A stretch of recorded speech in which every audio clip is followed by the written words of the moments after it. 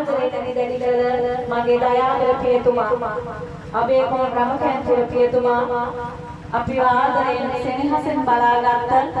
අපි ආදරයෙන් නැති දැඩි කළ අම්මා කෙනෙකුගේ වගේ ගුණ තියෙන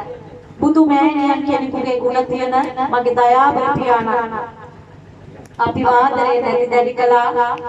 අපිට කවදාවත් දුකක් කරදරයක් නොදී අපිව පෝෂණය කළා කවදාවත් අපිට හිරිහැරයක් හිංසාවක් පීඩාවක් කළේ නැහැ මගේ රත්තරන් පියතුමා උපදින හැම භවයකම මගේම රත්තරන් පියතුමා වෙලා ඉපදෙන්න ඕන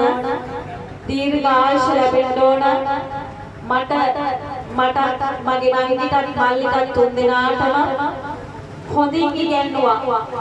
හොඳ යහපත් තැනකට අපිව ගෙනාවා අපිට කවදාවත් දුකක් කරදරයක් දීලා නැහැ මගේ රත්තරන් පියතුමා අපිව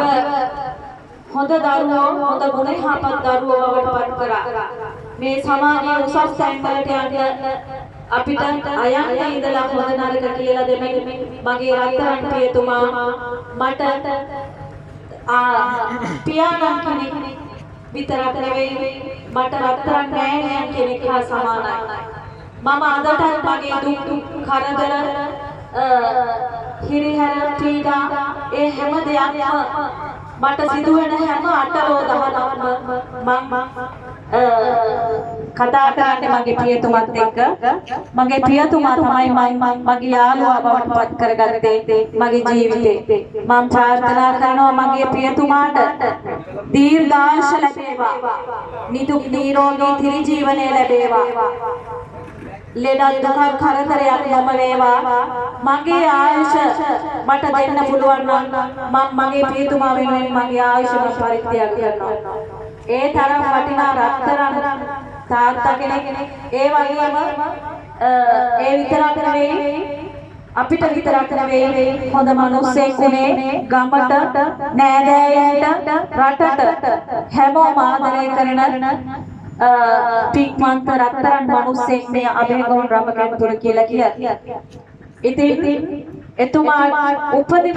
හැම ආත්මයක් පාසා නිවන් දකිනා ජාති දක්වා මගේම පියතුමා වෙලා වෙන්න මගේම පියතුමා වෙලා ඉපදෙන්න කියලා මම